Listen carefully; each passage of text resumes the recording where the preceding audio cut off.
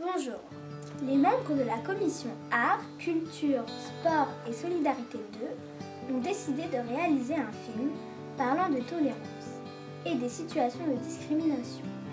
L'interview du maire qui va suivre nous présente l'aspect solidarité de la commune. On a des cultures des autres, mais c'est la même chose que pour tout. Nous ici on est en France, donc la culture qui s'applique à tout le monde, c'est la culture française, mais elle ne s'applique pas contre les cultures des autres. Les autres, ils ont d'autres cultures, et on peut très bien vivre en respectant la culture des autres. Moi, on n'a jamais eu de problème là-dessus. Hein? Tu peux être, par exemple, au restaurant scolaire, avec des gens qui ne mangent pas de porc. Qu'est-ce que ça gêne? Ils ne mangent pas de porc. Ils ont un repas de substitution, ça ne gêne pas.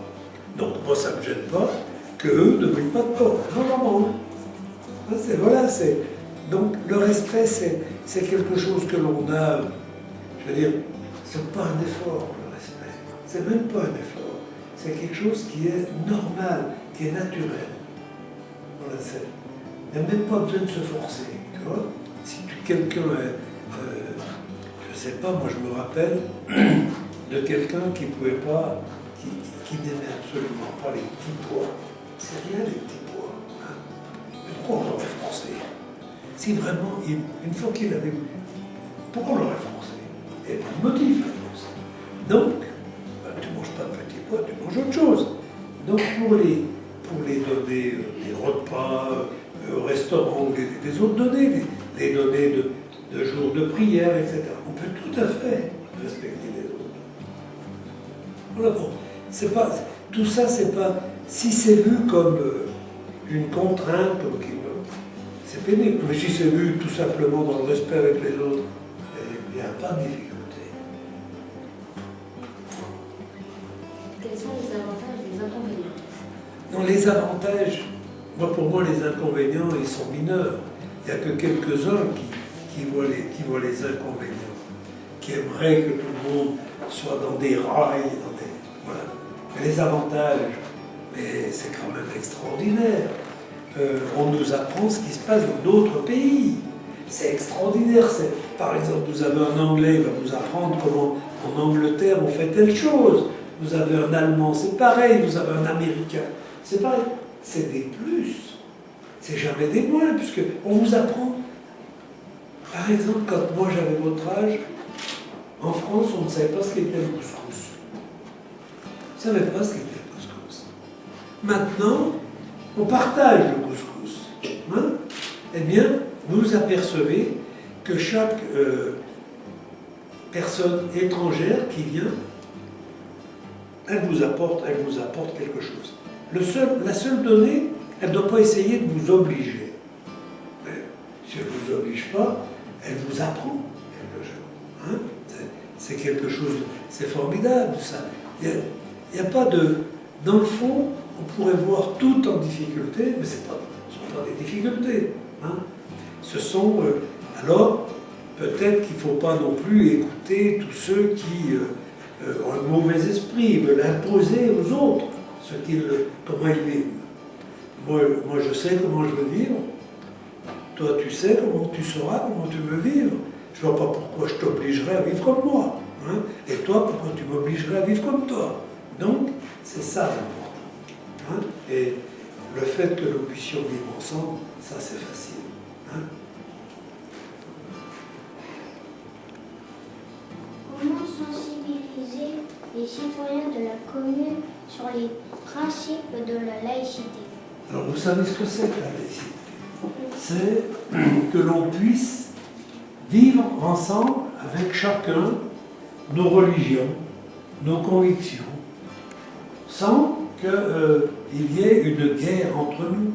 On a le droit de penser librement, qui est catholique, qui est protestant, qui est musulman, qui est bouddhiste, ou tout ce qu'on veut.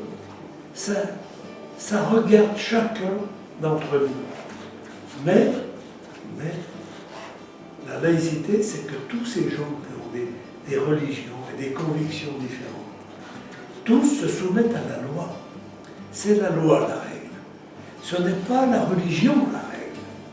La règle, la laïcité, c'est d'accepter que toutes nos religions, elles se plient à la loi. Elles se soumettent à la loi. Comment est-ce qu'on pourrait vivre autrement si chacun de nous voulait appliquer sa loi? C'est pas possible. Donc, c'est ça la laïcité. La laïcité, c'est une grande liberté. Chacun de nous peut penser comme il veut, peut adorer qui il veut, peut aimer qui il veut. Mais il doit savoir que dans notre pays, on doit d'abord respecter la loi. Voilà, c'est cela la laïcité. C'est pas une contrainte, c'est vraiment quelque chose de bien la laïcité, puisque moi je ne sais pas quelle est votre religion. C'est votre problème à chacun. Mais nous savons quelle est la loi qui s'applique à chacun de nous. Voilà. Quelles sont les sanctions si la laïcité n'est pas respectée? Elles peuvent être des sanctions, d'une part, on vit dans un pays, on est ensemble, on a une seule loi dans notre pays, donc il y a évidemment des mesures de punition éventuellement pour ceux qui, ou de sanctions pour ceux qui ne respectent pas la loi. Voilà. Mais le problème de l'irrespect de la laïcité, c'est plus grave. Ça veut dire qu'on n'a pas envie de vivre avec les autres.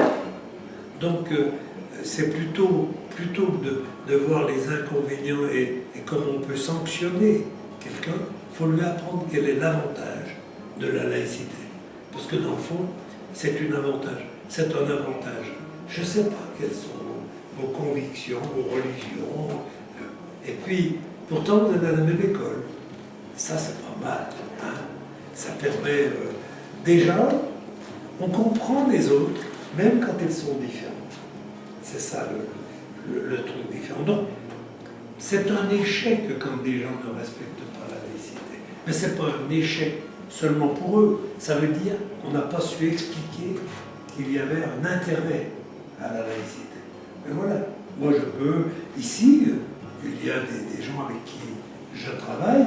Alors, il y en a qui croient en rien, il y en a qui sont musulmans, il y en a qui sont chrétiens. Très honnêtement, je ne vois pas la différence dans le travail, dans le caractère non plus. Ceux qui ont mauvais caractère, quelle que soit leur religion, ils gardent mauvais caractère. Hein? Je fais signe de madame, c'est pas vrai. Hein? Elle a bon caractère.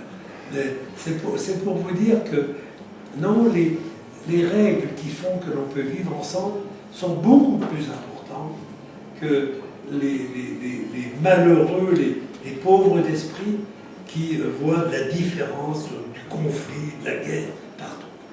Pas intéressant. La scène suivante nous parle de la discrimination sociale. Un groupe de jeunes parle de leurs cadeaux. Une jeune fille pauvre arrive et il se moque d'elle. Salut la team Derry. Salut. Ça va? Je sais pas. Ouais, vas-y, monte. Vous avez vu ce que j'ai eu pour l'anime? J'ai les filas, genre 140, et j'ai eu mon Onaza 70.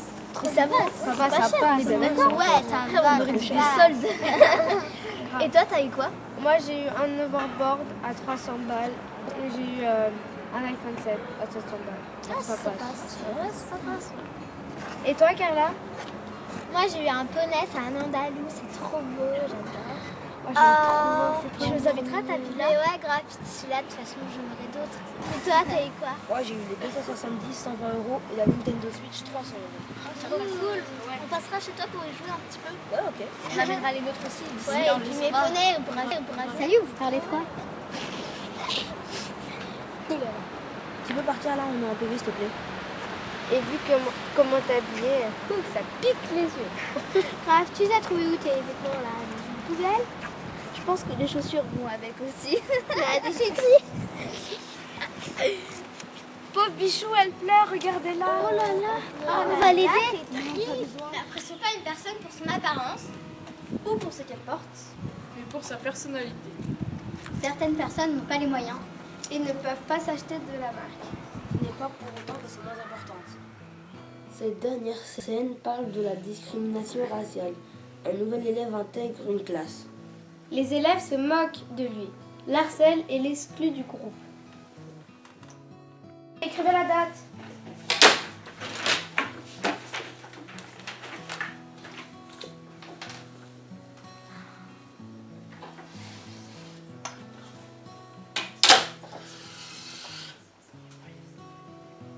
Mardi 21 mai 2019.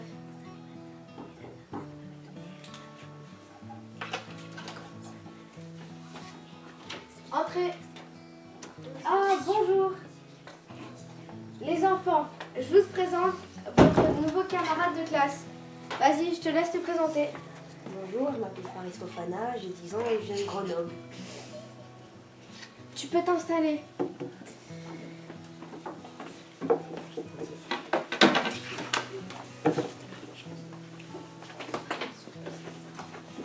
Et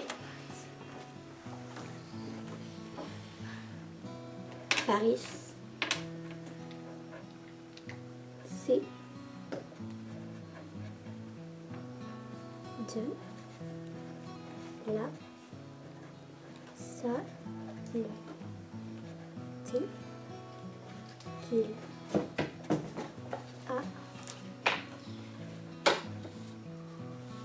sur le visage.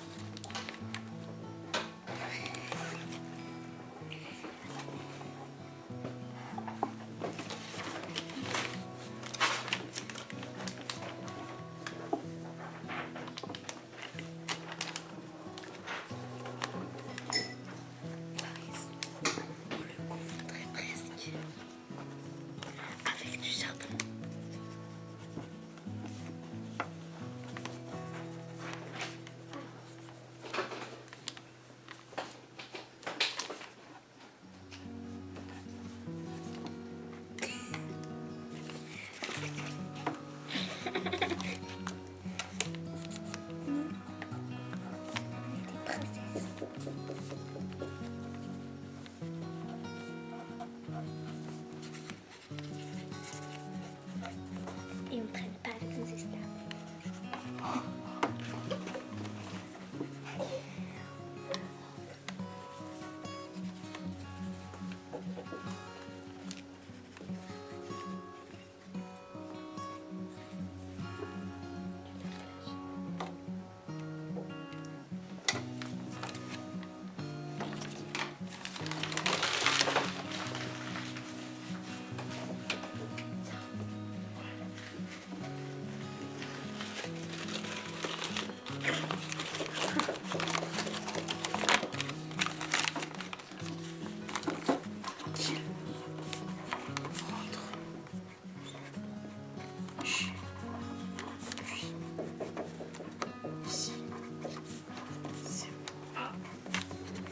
L'Afrique.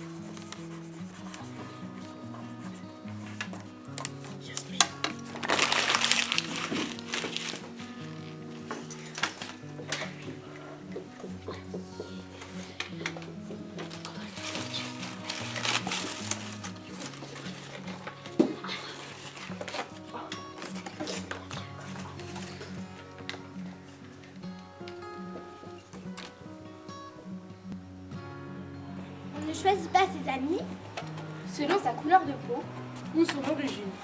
mais pour sa personnalité. on est riche. De la culture des autres. Bonjour. Les membres de la commission Art, Culture, Sport et Solidarité 2 réalisent une scène pour découvrir l'unité localisée pour l'inclusion scolaire. Les personnages sont joués par les membres de la commission pour conserver l'anonymat des élèves. Présente cette image. Adrien. C'est un nom. Non, ce n'est pas un nom. Moi, je vois un renard. Irins. Est-ce que le mot du jour c'est renard? Non, ça aurait été trop simple. Alors, Shaima. Est-ce que c'est un sujet? Non, ce n'est pas un sujet. Jada. Est-ce qu'il est en train de réfléchir? Alors oui, il réfléchit. Alors, vous pouvez imiter s'il vous plaît sa tête. Comme ça, maîtresse. Exactement. Alors, est-ce qu'il a l'air plutôt en colère? Non. Non. Il n'est pas en colère? Non. Non. Alors, il a quelle émotion? Irins. Il est malicieux. Oui, un mot de la même famille. Shaima, il est malin. Alors oui, on va garder ce mot.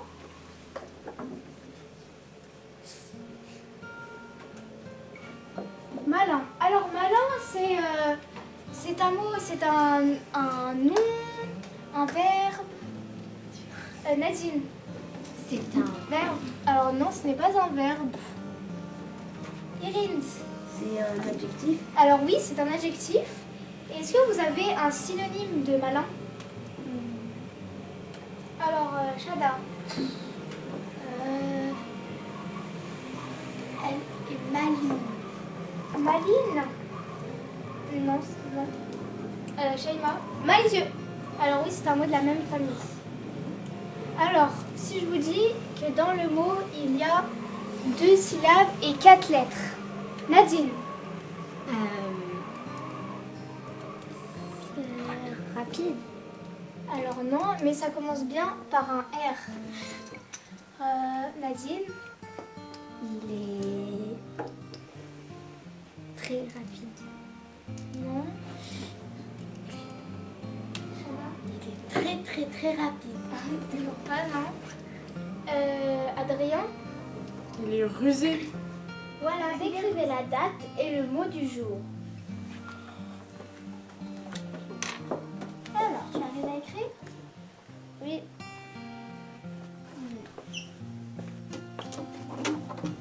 Allez, t'as fait? Merci. Voilà, c'est bon comme ça.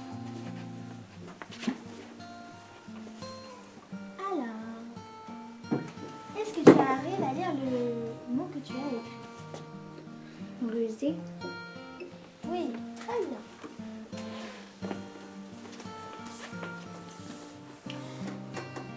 On écrit la date et le mot du jour. Allez.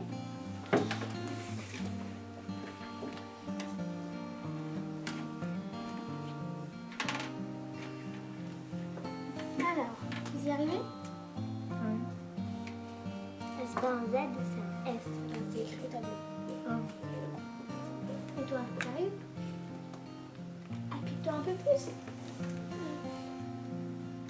Centrine. Oui, qu'est-ce qu'il y a? Est-ce que c'est bien? Il ne faut pas barrer, il faut souligner. Quel est le rôle de l'unité localisée pour inclusion scolaire, Ulysse, au sein de l'école du Lion?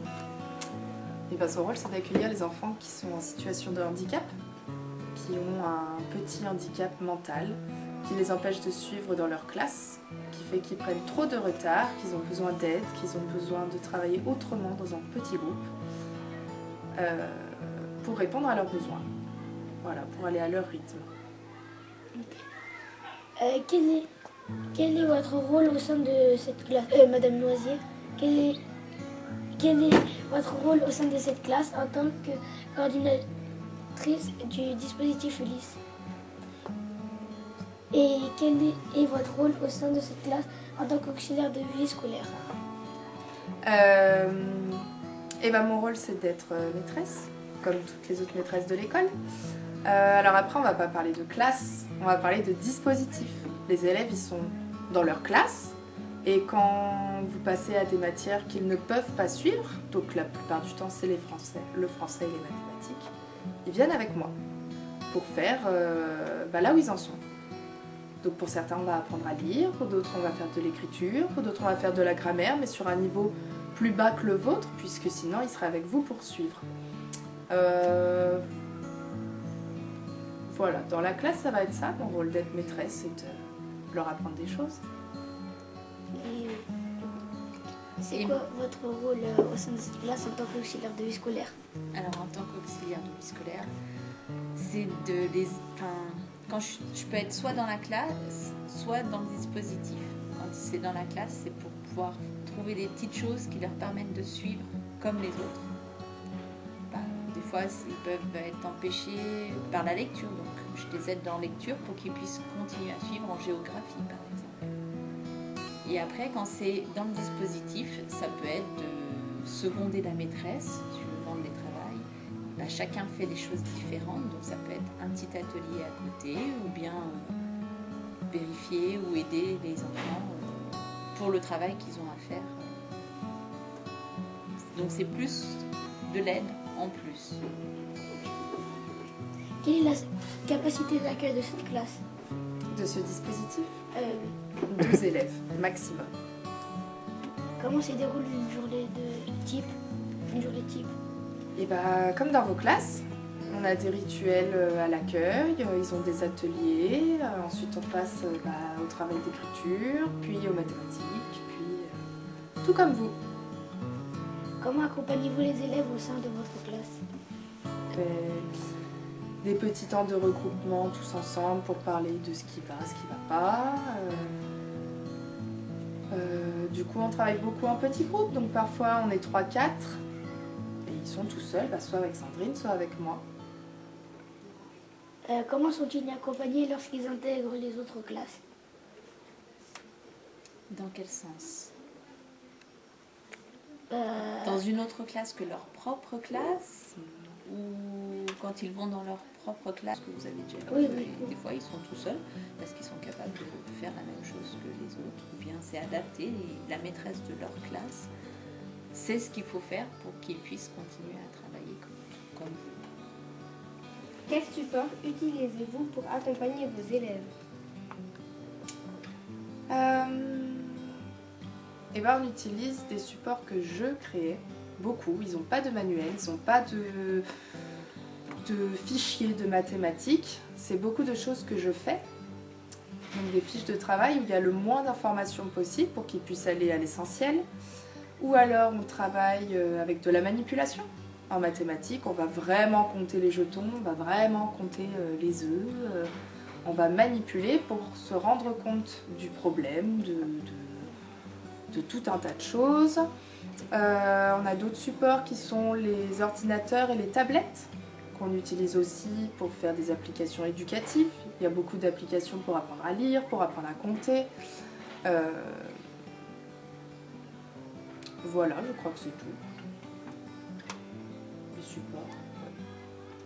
Comment définissez-vous les objectifs de chaque élève? En fonction de là où ils en sont, on essaye de voir leur niveau en français et en mathématiques quand ils sont avec moi.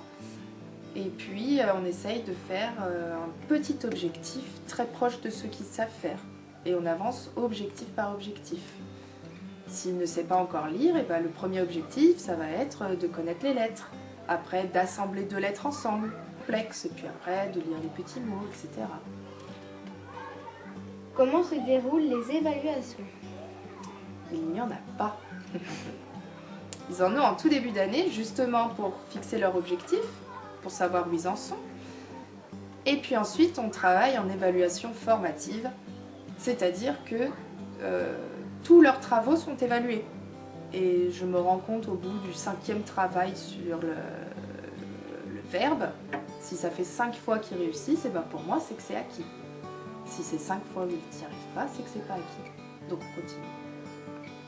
Quels sont les critères de notation? Du coup, il n'y en a pas. Quelles sont les possibilités d'orientation pour vos élèves après le CM2? Il existe le même dispositif Ulysse pour le collège. Donc dans la région, il y aura au collège de Prevessin, le collège de Gex, le collège de Perron, plus tard, et le collège de Ferney. Sinon, ils peuvent aller en SECPA. Donc comme vos copains à vous qui ne sont pas dans le dispositif Ulysse, ils peuvent aussi aller dans la section SECPA, ou alors les IME. Là, ce sont les centres pour les enfants qui ont vraiment un gros handicap et qui, même dans le dispositif